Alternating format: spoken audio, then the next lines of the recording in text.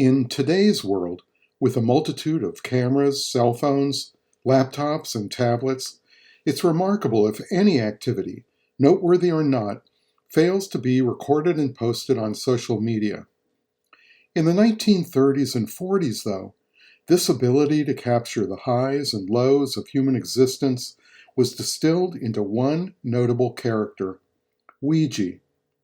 Weegee was the alias for Arthur Fellig. He was the archetypal news photographer of the 20th century. From the mid-1930s through the 1940s, his photographs offered gritty tales from the urban jungle to readers of the New York City tabloids. Weegee's camera captured the random misfortunes of existence in a modern metropolis. His stock in trade was the unexpected spectacles of murders, fires, automobile accidents, human disasters. He also focused his camera on the lighter moments of city life, both genteel and common. Opera lovers, moviegoers, and drunken revelers. Weegee condensed whole lives into a single picture, from the joyous to the grievous, printed on the fly for the next day's edition. Through his viewfinder, New York City became an ongoing performance.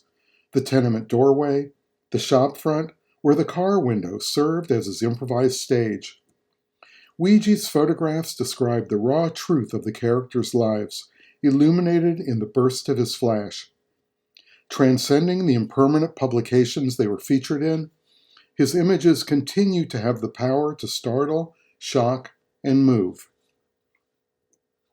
Named Usher, Fellig was born in 1899 in Austria, in what is now Ukraine. 10 years later, with his mother and 3 brothers, he arrived in New York City to join his father, who had come earlier to earn the money for their passage. At Ellis Island, an immigration officer changed his name from Usher to Arthur. The family settled in a Jewish neighborhood on New York's Lower East Side, where they lived barely one step higher than the rats in the cellar. Arthur began school, stayed until 8th grade. After that, he quit school to find work. Among his early jobs were selling candy at burlesque houses and washing dishes at the automat. It was around this time he began to develop an early interest in photography. He acquired a tintype kit and pony and began photographing kids in the street and selling the prints to their parents. In 1917, at age 18, he left home. Acme News Pictures was a news agency that operated from 1923 to 1951. Acme had a team of photographers. They were dispatched whenever anything newsworthy was happening. They'd rush the film back to Acme to be developed and printed. Newspapers and tabloids purchased Acme's photographs for their daily editions.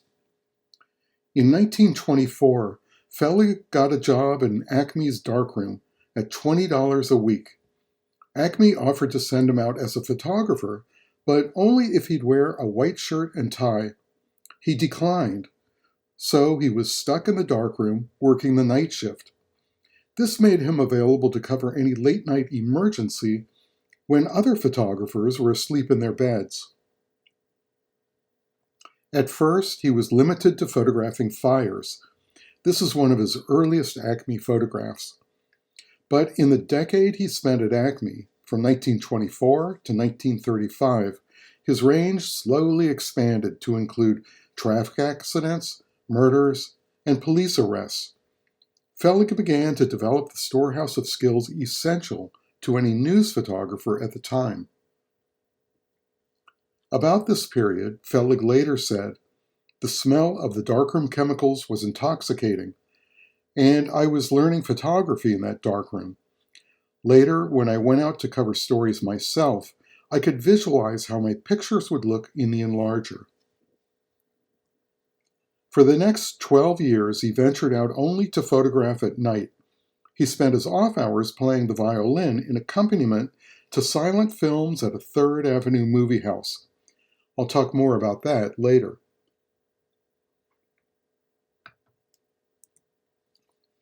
Eventually, he became an impromptu developer, once processing his pictures in the motorman's cab on the subway, another time using a rented ambulance as a darkroom.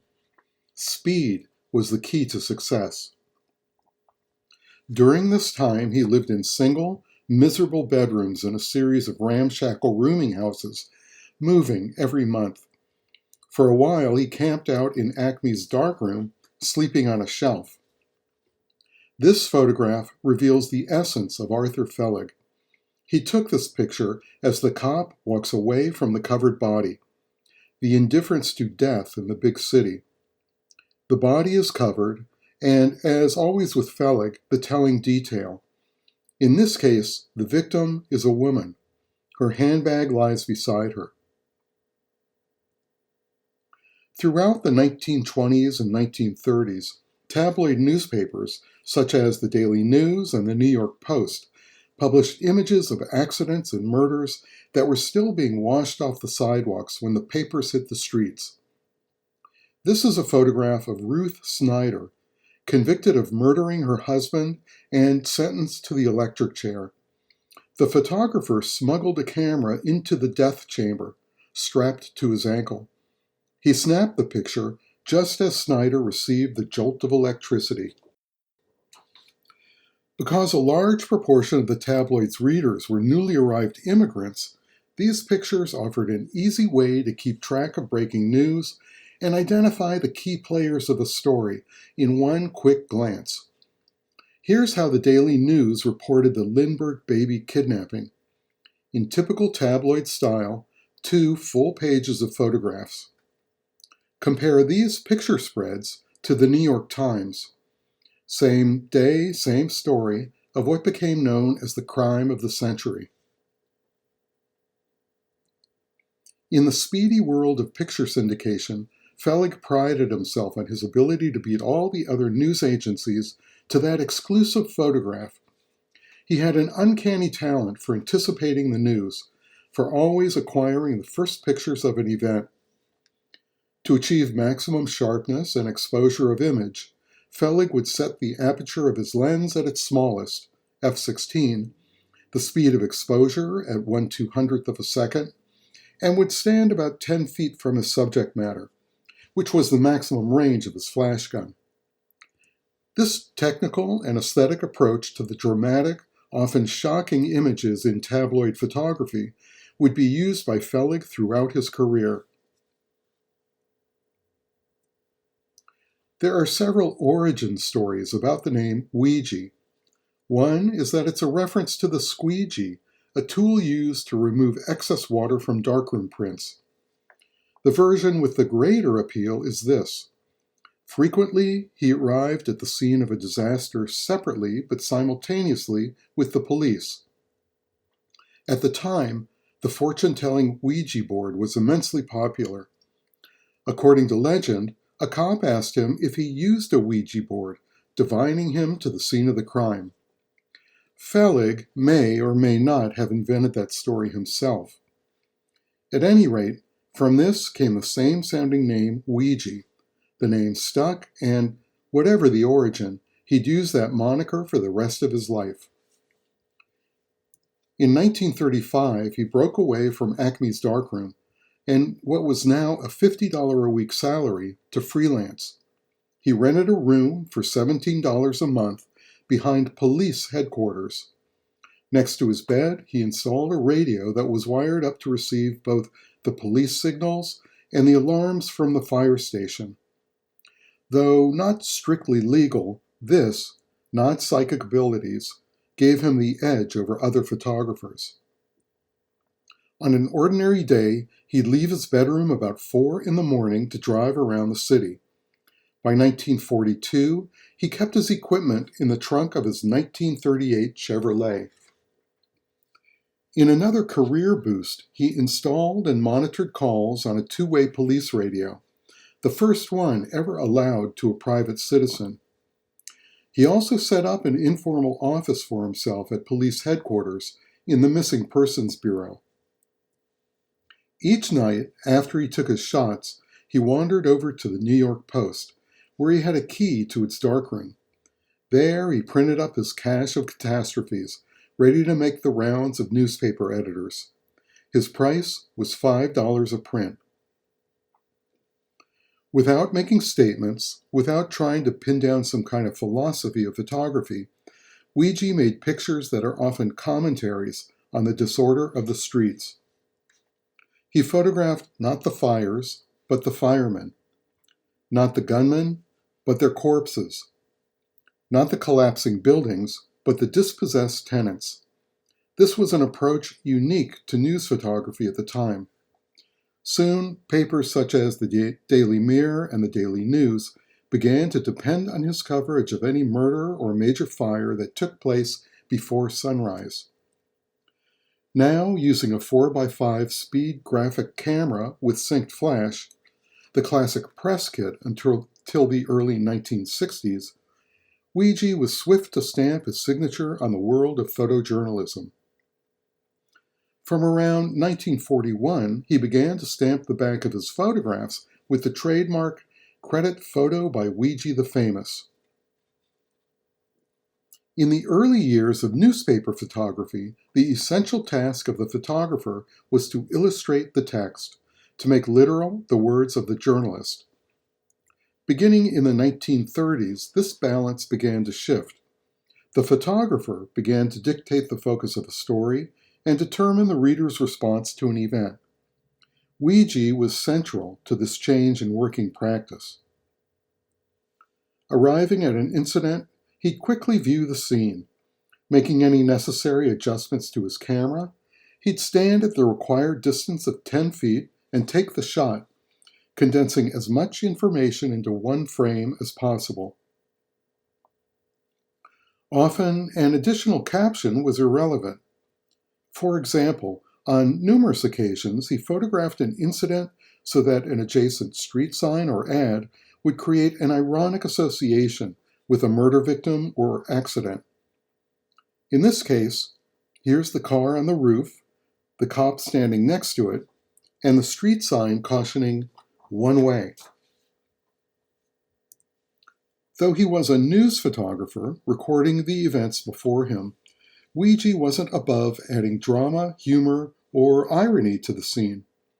In the 1939 photograph, Victim of an Auto Accident, he choreographed the scene himself, placing a steering wheel in the corpse's hand to create a wry comment on the love affair with the automobile. Such set design, whether incidental or contrived, gives his best work an almost filmic quality, transforming New York's streets into a cinematic set. With gunmen killed by off-duty cop, this hapless gunman attempted to rob a store in which an off-duty police officer was buying a pack of cigarettes. Capturing the armed robber's gruesome end, the harsh glare of the flash is in perfect sync with the subject matter. The flash emphasizes the gray sidewalk, clearly defining the gunman's bloody face. And another one of Weegee's telling details, the smashed cigar next to his cheek.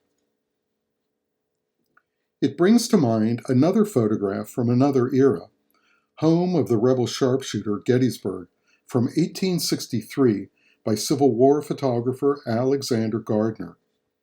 Gardner is best known for his photographs of President Abraham Lincoln, the execution of the Lincoln assassination conspirators, and this picture, maybe his most famous. It was taken on July 4th, depicting a dead Confederate soldier with a rifle leaning against the stone wall. A century later, in 1961, a close analysis suggested that the same body had been photographed in several separate locations. In fact, after taking pictures of the dead soldier from several angles, Gardner noticed a picturesque sharpshooter's den some 40 yards away, moved the corpse to this more photogenic location, and photographed him again. It was also noted that this rifle wasn't used by sharpshooters during the war, and this particular rifle is seen in a number of Gardner's photographs at and around Gettysburg. In some circles, the revelation was a bombshell. That seems almost quaint in today's era of alternative facts and photoshopped reality. It's been suggested that Weegee changed the position of the gun in his photograph, making for a more dramatic image. Weegee's photographs exposed the flip side of city life. Roaming the streets of Manhattan, he uncovered a twilight world, one ordinarily hidden from the city's daytime inhabitants. Metaphorically, it was a city beneath the city. Few photographers have chronicled the human traffic of these nighttime happenings with such resolve as Weegee, who worked every night for more than a decade. In this image of a man delivering bagels, the night becomes as much a character as the bagel man. Titled On the Spot, here Weegee utilizes a street sign as a ready-made caption for this murder. A white blanket covers the dead victim, who lies spread-eagled on the sidewalk. The casual bearing of the police officers is unsettling. While the man's blood pools in the gutter, the men line up outside the Spot Bar and Grill, seemingly posing for the camera. In parallel to Weegee's photographs were the crime films of the 1940s, collectively known as film noir. The harsh shadows and contrasting black and white seen in these films, such as Double Indemnity, Murder, My Sweet, and Kiss of Death, was clearly influenced by the stylistic qualities of Weegee's photography. So too were some of their underlying themes. For example, I spoke of the city's hidden world. A compelling interpretation of that theme, found in many of Weegee's photographs, comes from one of the best film noirs, The Asphalt Jungle. Its tagline was, in fact, "The City Under the City." In other words, a parallel and unseen world. Weegee's flashgun illuminated a city dweller's deepest anxieties about this hidden world. This photograph is titled Human Head Cakebox Murder. If you look closely, you'll see the head and cake box in the lower right. Weegee places himself above the action, looking down at the fedora hats, the box, and the head. Being raised in a tenement himself, Weegee said this image haunted him for the rest of his life. He captioned it, "I cried when I took this picture." After hearing a call on the police radio, he rushed to this neighborhood in Brooklyn. Among the crowd of relatives and friends, Weegee saw this grief-stricken mother and daughter watch as another daughter and her son are trapped in a tenement fire. For the majority of the tabloid audience, the naked truth of these images, viewed in the clear light of day, must have seemed like messages from another world. Yet, largely because of this surreal quality, the general public was both shocked and fascinated by the subjects that Weegee depicted.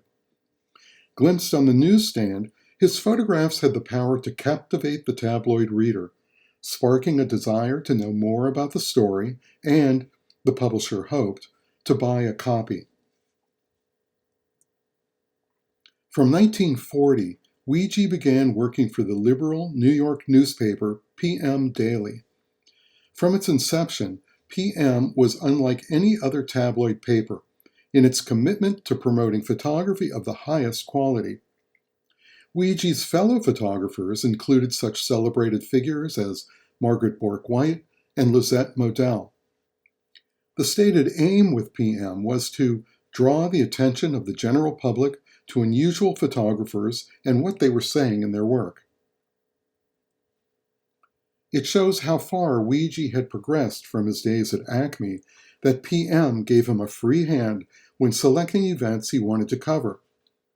Occasionally, PM also allowed him to write the stories that accompanied the pictures. In this photograph, framed by the broad backs of two detectives, the battered man in the center was arrested for the murders of a businessman and a police officer. He's having his mugshot taken by the police photographer on the left. In contrast to his outdoor images, here the light from Weegee's flash produces an oppressive, vignetting effect. And here's how PM used some of the photographs from that shoot.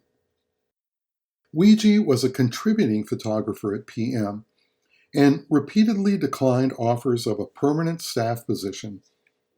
His only obligation to PM was to provide its editors with first viewing of his previous night's work. Weegee's methods would sometimes be considered ethically questionable by journalistic standards. This is his most reproduced image, and he believed it marked a turning point in his career. He titled it The Critic. He wrote in Naked City, his first monograph, that while covering an opening night at the Metropolitan Opera, he saw a Rolls-Royce pull up, and when two ladies stepped out, he just snapped the picture. It's hard to believe Weegee's story that he only saw the woman on the right when he began to print the photograph in his darkroom. In fact, his assistant, Louis Liotta, revealed that Weegee asked him to find this well-known regular from Sammy's, a bar on the Bowery, furnish her with cheap wine, and bring her to the opera house. As the two radiant ladies approached, Weegee gave a signal to Liotta, who released the intoxicated woman. His photograph exquisitely captures the clash of America's have and have-not societies.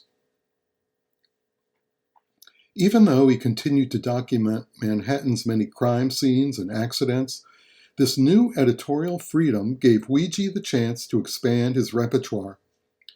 Liberated from the call of the police radio, he began to chronicle some of the pleasures of city life, like this one of children playing on the Upper West Side. Or this, taken on Easter Sunday in Harlem. In Naked City, he wrote of this image, "I spotted this man coming out of the church. He told me that he was a clothing salesman and that every Easter Sunday he puts on his full dress suit." Weegee's technical and aesthetic approach is on full display here. Typical of his best work, Weegee shows us a parade of expressions and gestures. Just look at those faces. This photograph is aptly titled Crowd at Coney Island. For only a nickel, New Yorkers would escape the oppressive heat of the city by taking the subway to Coney Island. On this particular Sunday, the city seems to have made the trip all together. Weegee's photograph for PM captures the immense, sweltering crowds, estimated at more than 1 million, stretching out beyond the horizon. It was one of his most famous images. Waving and shouting to attract the crowd's attention, he waited until the decisive moment, then took the shot. This image is especially striking for the sheer number of people he caught gazing into his camera. Weegee was always conscious of how his pictures would look on the printed page. The strength of this photograph is in its pure graphic simplicity. Through a combination of the light wall of the police wagon, the black evening wear, and the pale hands holding the hats, Weegee produces a visually stunning image. There is also the social implication of two men in tuxedos sitting in a paddy wagon. He titled this photograph, "In Top Hats, in Trouble." I said at the beginning how, in his youth, Weegee sometimes played violin to silent films at the local cinema. He loved to play on the emotions of the audience. He later acknowledged that his violin playing was probably a subconscious kind of training for my future photography. Capturing the aftermath of an underworld murder, this single image incorporates the range of emotions and gestures one could attribute to an entire film. The older woman at the center of the picture is the aunt of the victim. Her son is pushing a girl out of the way in order to free his grieving mother from the frenzied crowd of spectators. I often wondered and recently discovered the reason for all the kids in the photograph.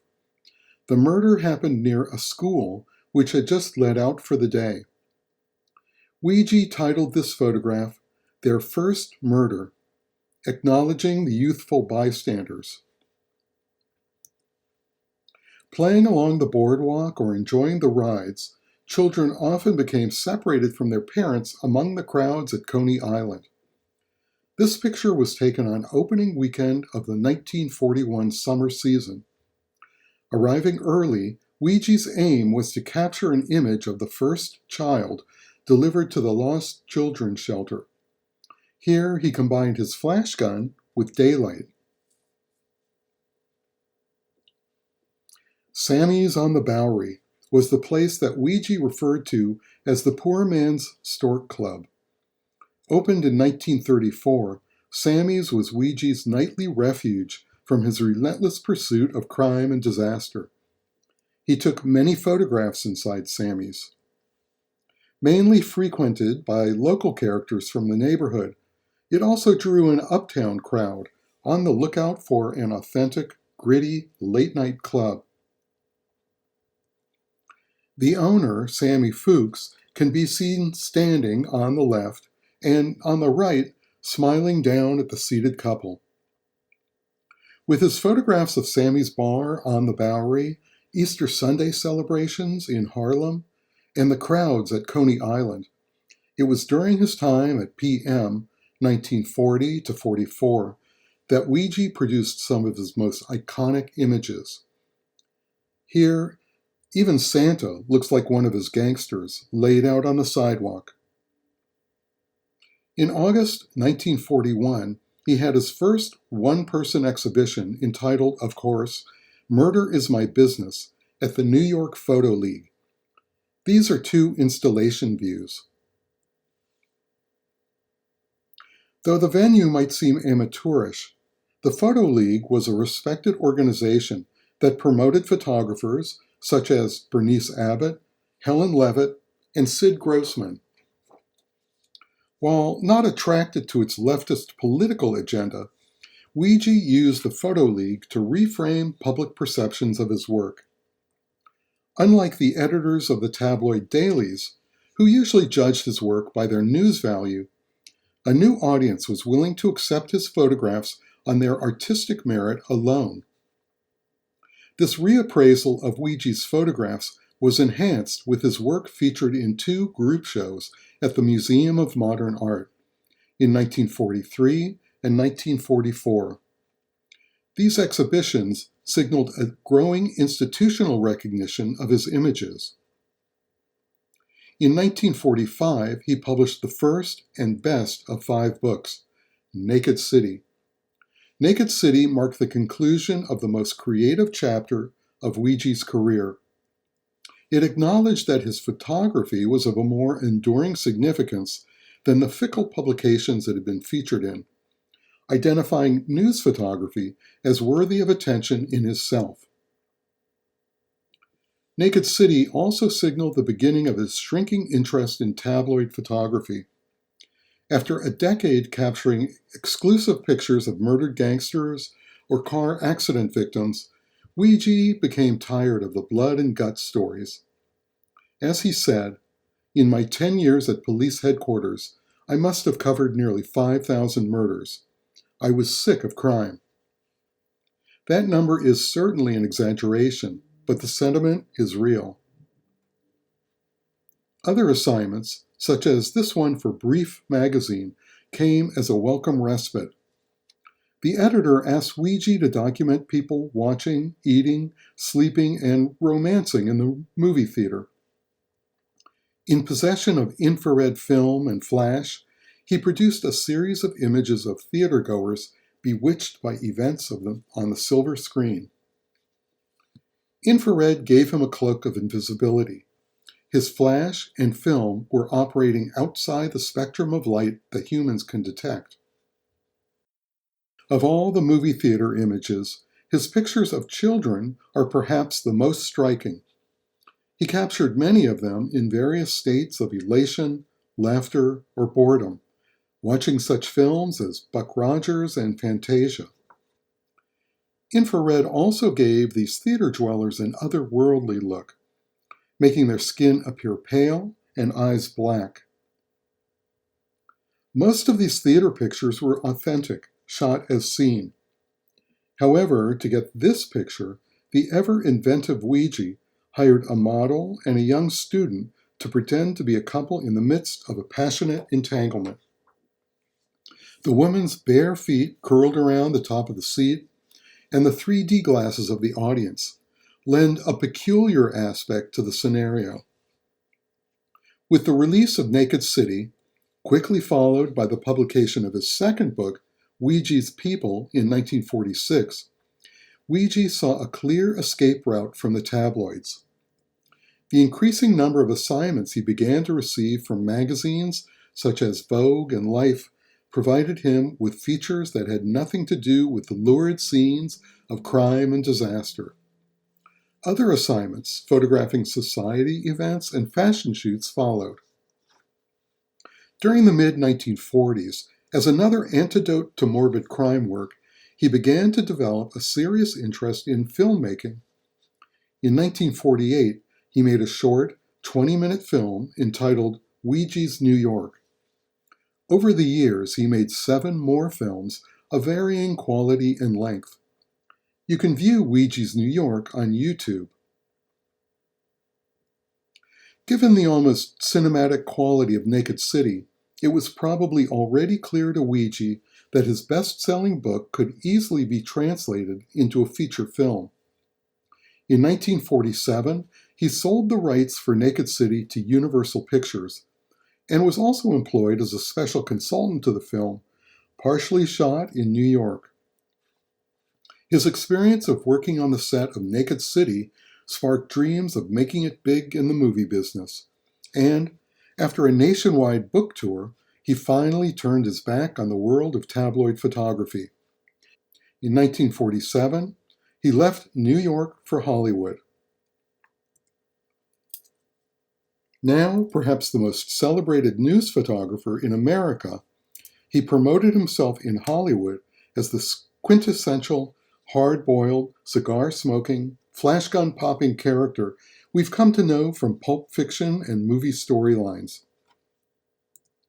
Frequently playing a parody of himself, Weegee was able to secure a handful of minor roles in several Hollywood pictures, including Every Girl Should Be Married, where he portrayed a street photographer, and The Setup, playing a boxing match timekeeper.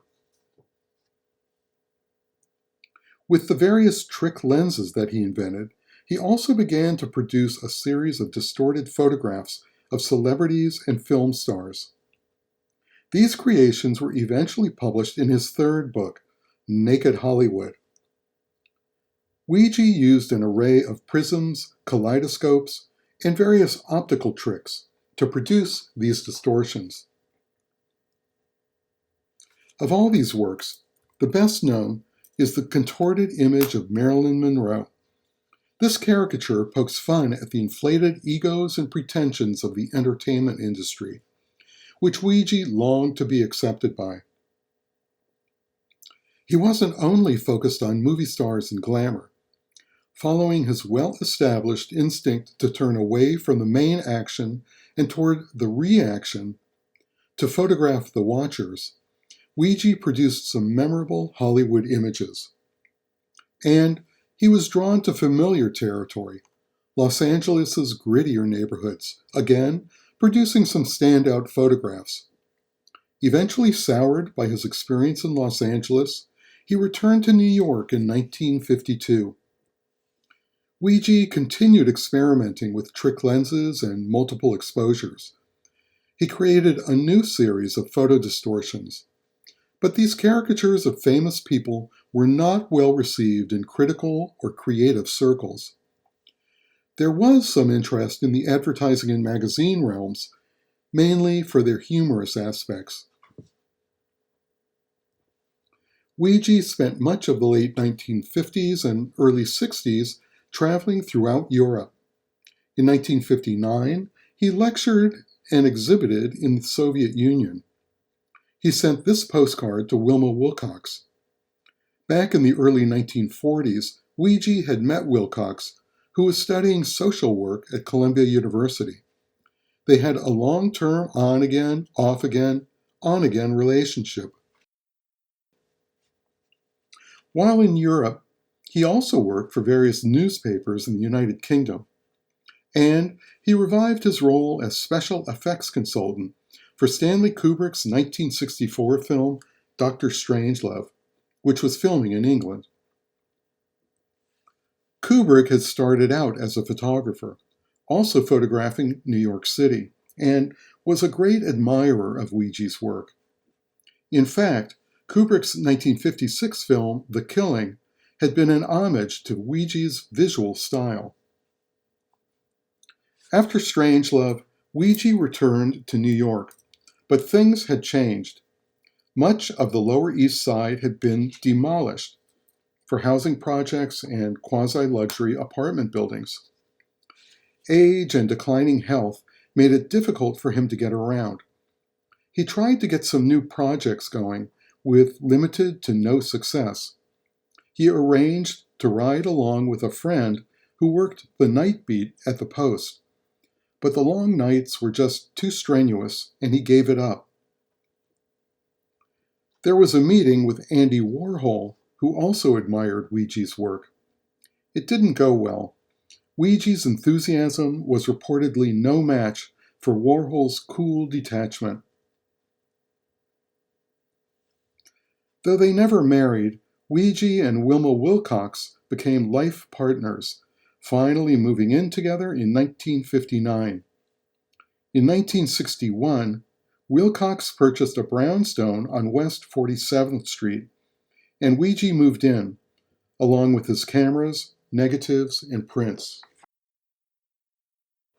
On December 2, 1968, Weegee died in New York City.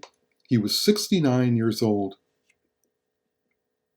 2 years later, in 1970, Diane Arbus was helping the Museum of Modern Art assemble a press photography show. Arbus spent 3 days at Wilcox Brownstone.